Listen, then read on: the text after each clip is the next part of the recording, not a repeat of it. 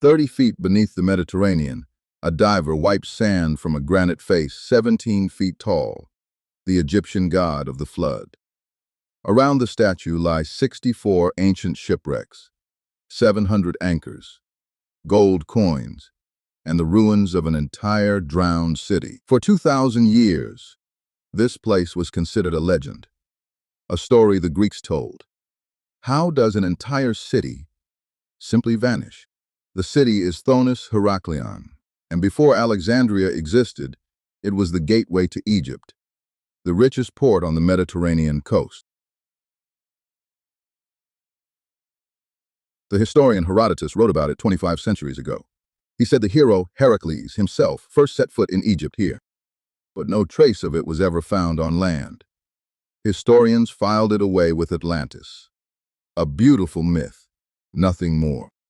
Then, in the year 2000, a French underwater archaeologist detected something strange in the seabed, 4 miles off the Egyptian coast. What his team raised from the mud would rewrite maps, solve a centuries-old riddle, and prove an ancient historian right. Rewind to the 6th century BC. Every Greek ship entering Egypt was required by law to stop at one port, Thonis, or was it Heracleion? Ancient records use both names, and for centuries historians believed these were two different cities. Remember that confusion? It rose where the Nile met the sea. Built across islands, laced with canals, its districts connected by ferries, bridges, and pontoons. Tower houses stood several stories high. Wharves lined harbor basins, crowded with sea-going ships. Think Venice, 2,000 years before Venice. Every cargo entering Egypt was taxed at its docks, and 1/10 of the import duties went straight to the temple of the goddess Neith. At the city's heart stood the temple of Amun-Gereb, where new pharaohs were anointed as universal kings by the supreme god of Egypt. Herodotus also described the strange riverboats that carried these riches, flat-bottomed barges built like brickwork. Nobody ever found one. Then Alexander the Great founded Alexandria in 331 BC, 20 miles down the coast. The gateway city began to fade, but trade rivals don't sink cities. What killed Thonis-Heracleion was hiding directly beneath its residents' feet the entire time. The city's islands were not rock. They were hard clay and compacted sediment, laid down by the Nile over thousands of years. That ground had a hidden property geologists now call liquefaction. Under sudden pressure, hard clay can turn, within moments, into flowing liquid. In the 2nd century BC, a severe flood struck. The central island was already sagging under its massive temple. The saturated clay gave way. Stone buildings weighing thousands of tons collapsed into the water, as the ground literally liquefied beneath them. The temple of Amun-Gereb, the place where pharaohs were crowned, slid into the harbor it had overlooked for centuries.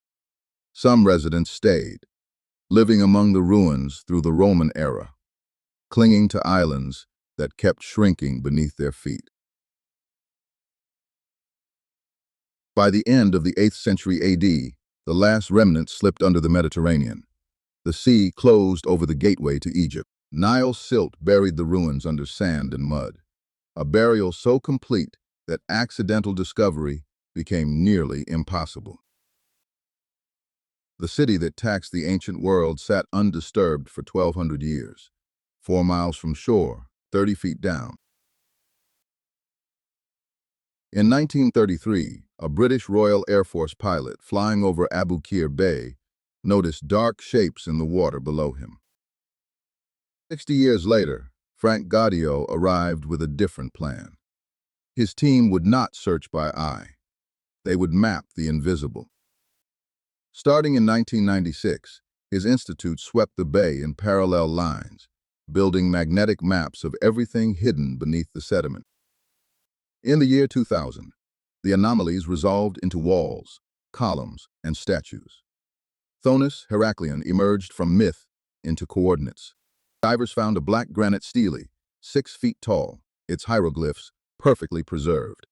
A royal decree from the 4th century BC. The decree ordered the monument placed in Thonis. It stood in what Greeks called Heracleion. 2 names, 1 city. Riddle solved. The confusion that misled historians for centuries dissolved with a single stone.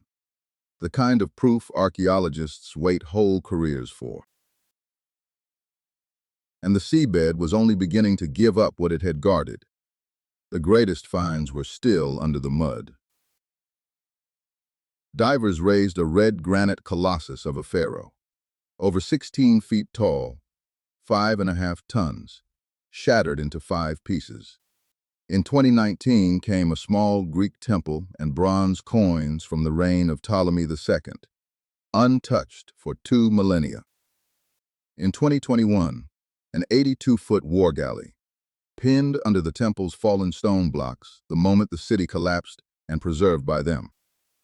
Recent dives into the temple treasury recovered silver ritual instruments, gold jewelry, and alabaster perfume jars, fragile things, intact after 2,000 years.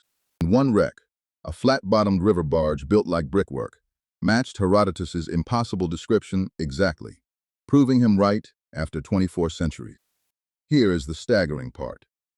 After decades of work, roughly 5% of the city has been excavated. 95% wait. The site is 3 times the size of Pompeii, and Pompeii has kept archaeologists busy for over a century.